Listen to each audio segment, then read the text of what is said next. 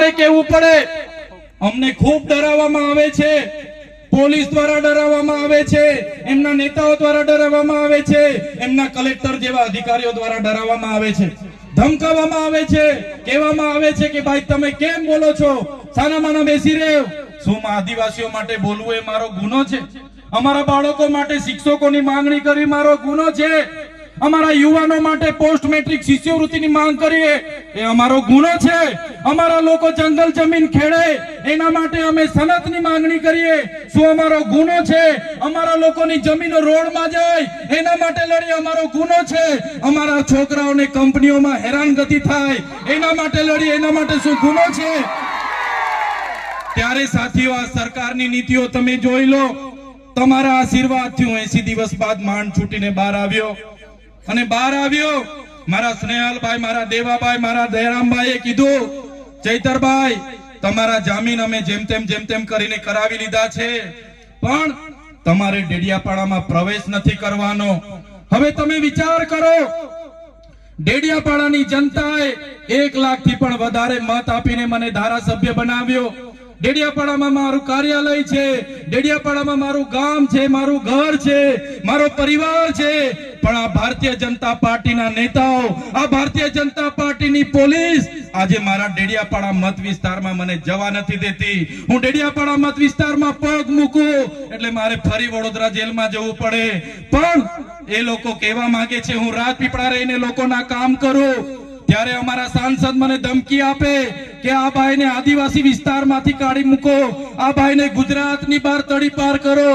ત્યારે અહીંના ધારાસભ્ય, અમારા સાંસદ, એમના હરસંઘવી, એમના ભૂપેન્દ્ર પટેલને, એમની પોલીસને, એમના નેતાઓને આ મંચ પરથી કહેવા માંગુ છું, તમે ચૈતર વસાવાને ડેડિયાપાડાથી કાઢી મૂકશો, તમે ચૈતર વસાવાને નર્મદા જિલ્લામાંથી કાઢી મૂકશો, તમે ચૈતર વસાવાને ગુજરાતમાં કાઢી મૂકશો, પણ ચૈતર વસાવા અમારા લોકોના દિલોમાં રહી છે, ત્યાંથી ક્યારે નથી કાઢી શકતા.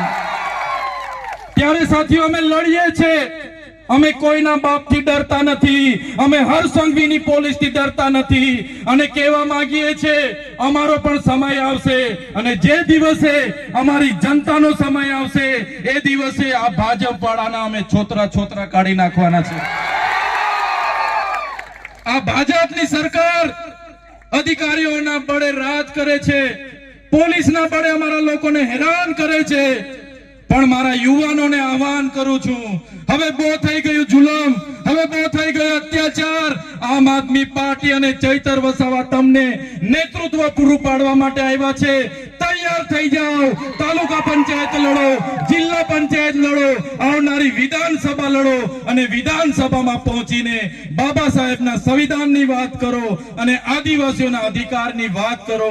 અને આવનારા દિવસોમાં જે પણ સામંતશાહી, નારંગી ગેંગ અને આરએસએસ ના લોકો આપણા લોકોનો જે વોટ તરીકે, મતદાન તરીકે ઉપયોગ કરે છે, એ લોકોને અહીંથી સત્તામાંથી મૂળિયા ઉખેડીને આપણે બધા ફેંકી દેવા પડે. સાથીઓ, બાબા સાહેબે કીધું છે, જે બાબા સાહેબે સંવિધાન બનાવ્યું એમને પણ પોતાની નીચી જાતિના લીધે ભણવા દેવામાં ના આવ્યા, એમને સ્કૂલની બહાર કાઢી મૂકવામાં આવતા. એ પોતાની માતાને પૂછતા, માં મને કેમ ભણવા દેવામાં નથી આવતા, શિક્ષણનો અધિકાર મારો પણ છે. ત્યારે એમના માતા કહેતા, બેટા આપણે નીચી જાતિમાં આવીએ છીએ, અને નીચી જાતિમાં આવીએ એટલે આપણે ભણવાનો અધિકાર નથી, શૂદ્રને બોલવાનો અધિકાર નથી. ત્યારે બાબા સાહેબે નિશ્ચય કર્યો, 32 જેટલી ડિગ્રીઓ દેશ અને વિદેશમાં ભણીને લાવ્યા, 4 PhD ની ડિગ્રીઓ લાવ્યા. અને બાબા સાહેબે ત્યારે જે નિશ્ચય કર્યો હતો, જે પુસ્તક, જે મનુસ્મૃતિ અમારા લોકોને ભણવાનો અધિકાર નથી આપતી, એ મનુસ્મૃતિમાં અમારી મહિલાઓના અધિકારો નથી, આદિવાસીઓને અધિકારો નથી, દલિતોને અધિકારો નથી, એ મનુસ્મૃતિનું રાજ હું બદલી નાખીશ. અને એમણે બદલી નાખ્યું અને દેશમાં સંવિધાનનું રાજ બાબા સાહેબ લાવી દીધું. આજે દેશનું સંવિધાન આપણને બધાને સાર્વભૌમત્વની ભાવના સાથે આપે છે.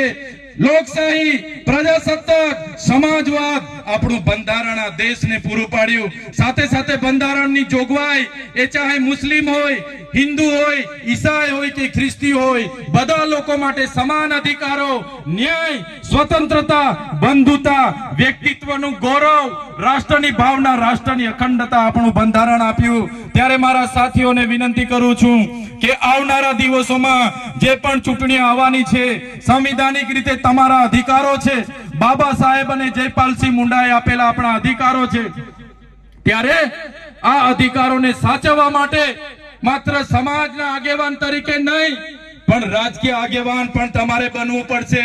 બંધારણની આપણી અનુસૂચિ 5 ના રક્ષણ માટે, પૈસા એક્ટના રક્ષણ માટે, 73AA ના રક્ષણ માટે, એટ્રોસિટી એક્ટના રક્ષણ માટે, આપણી જમીનો બચાવવા માટે, આપણી જળ, જંગલ અને ખનીજો પરના અધિકારો બચાવવા માટે આવનારા દિવસોમાં તમારે બધાએ રાજનીતિમાં આવવું પડશે અને આ લોકોને સત્તાથી આપણે ઉખેડીને ફેંકી દેવું પડશે.